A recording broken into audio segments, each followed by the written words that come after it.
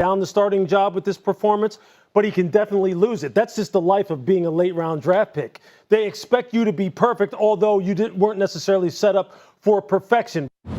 Okay, Jeremy Fowler, I bring you in here because here's the real brass tacks of it. He hasn't taken reps with the number ones. Yeah. He was the fourth quarterback. He was a fifth-round pick. As much as it's just preseason, this does seem like a giant mountain to climb to suddenly be fantastic right out of the gates. It's a lot. Second stringers against the first-team defense. I will say this, though, being in Cleveland, the teammates there are invested in seeing him do well. They're going to ball out for him, I bet, because they believe in him, like the galvanizing of other people. Mm-hmm. Like you hear it when David Njoku, Jerry Jeudy, when they talk about him, like they like this guy a lot. And he's not a fifth-round pick in the truest sense. He should have gone a lot higher. We all know it. So there's pedigree here. So I think he's going to show more than people expect. But can I add a point here? I think we got to throw out the pre-draft. You know, all the pre-draft stuff is over. At the end of the day, he's a fourth-string, fifth-round QB. Okay, you got to go out there and put your imprint on the situation. That's why I said you got to have a heightened sense of urgency with this opportunity that you have if you're Shedeur Sanders. Because I agree with Louis Riddick. If you go out there and stink up the joint, like that could be it. Not only as far as your opportunity to potentially be a starter, but just making the team. Yeah. The opportunity to go, horribly off the rails is there with the lack of reps and with the fact that he hasn't been given the opportunity to play with a lot of these guys. Guess what, Shrakes? No one cares. And I was just going to say, does any of that matter? No one cares. And I get what Lewis is saying, that it's not the perfect situation for Shedeur Sanders. But sometimes when you got lemons, you have to make lemonade out of those lemons. And you have to be able to play the hand that you're dealt. And for Shedeur Sanders, you're a fifth-round pick. Everything's not going to be ideal as a rookie quarterback. Everyone's not going to go into the ideal situation. But can you make the best of it? Patriots' new head coach, Mike Vrabel, is breaking up fights at camp. Yes, he even got bloodied up. Take a look at this. That's him with a giant ice pack after going into a scrum, breaking up a fight, and he had blood gushing from his face. D. Wood, what do we think of Mike Vrabel's literal hands-on approach to coaching? I'm literally laughing because this is Braves to a T. Like, Braves is one of the most hands-on coaches that we have in the game, and to see Braves in a scrum like that, that's no surprise to me at all. You played with the guy. Is that something that he would encourage and get involved with on his own? Of course. I've seen Braves like be a part of running drills and all those type of things. That's just who he is. He's a former player. So he's always going to try to involve himself in stuff like that. All right, we're doing a segment called Would You Believe with Damian Woody. It's sophomore quarterback edition. D. Wood, would you believe if Drake May and Josh McDaniels made the playoffs in year one together? Absolutely, I would believe this. Listen, when you're talking about this New England Patriots,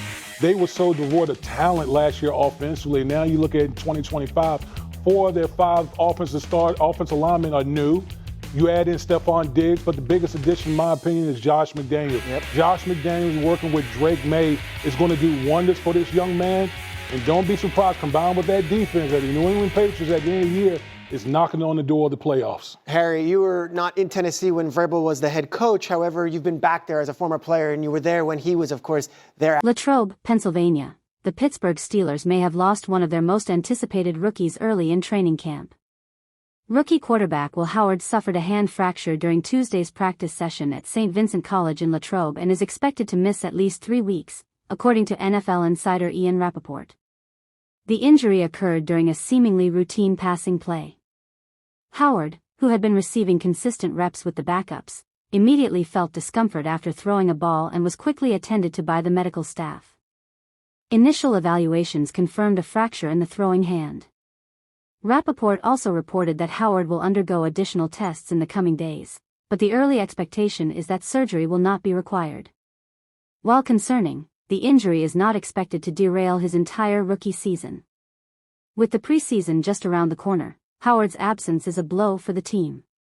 The Pittsburgh Steelers are set to face the Jacksonville Jaguars this Saturday, August 9th, in their first preseason matchup. Following that, the Steelers will take on the Tampa Bay Buccaneers on August 16th and the Carolina Panthers on August 21st. All 3 preseason games will be broadcast live on KDKA, Pittsburgh's CBS affiliate. Missing these games could hurt Howard's bid to carve out a role on the team. As a rookie quarterback, every snap in the preseason is crucial for showcasing development and earning the coaching staff's trust. Before the injury, Howard was listed as the third-string quarterback on the Steelers' newly released depth chart. Veteran Aaron Rodgers is the projected starter, with Mason Rudolph as the immediate backup and Howard slotted ahead of Skylar Thompson, who is listed fourth. Howard's absence could now open the door for Thompson to get more reps in the upcoming games while the rookie recovers.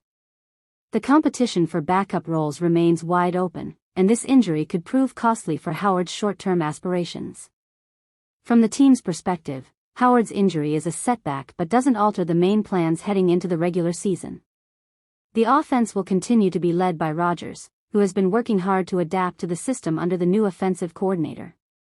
The recently released depth chart also revealed some intriguing updates. On the defensive line, 2025 first-round pick Derek Harmon is already listed as a starter, lining up next to longtime team captain Cameron Hayward and rising talent Keanu Benton. The Steelers' defense is expected to be among the league's most formidable this year.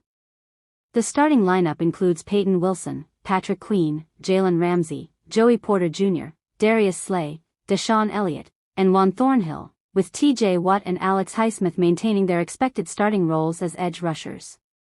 On offense, there were few surprises. The most notable question surrounded the tight end position, where Darnell Washington secured one starting spot. The other is listed as either Pat Freiermuth or Jonas Smith, both of whom have been solid in training camp. In the backfield, Jaylen Warren leads the running backs, with recently acquired Kenneth Gainwell listed as the primary backup. Connor Hayward continues in his role as fullback, contributing in blocking schemes and special formations. The offensive line remains stable, with most key pieces retained from last season. This continuity should benefit Rodgers as he settles into the new offensive scheme. Despite Howard's injury, the mood around Steelers camp remains positive. The team appears confident in its roster and hopeful that the rookie quarterback will return within the expected timeframe. Howard had been turning heads in camp with his deep throws and chemistry with reserve wide receivers. His progress was closely watched, and fans were eager to see him in action during the preseason.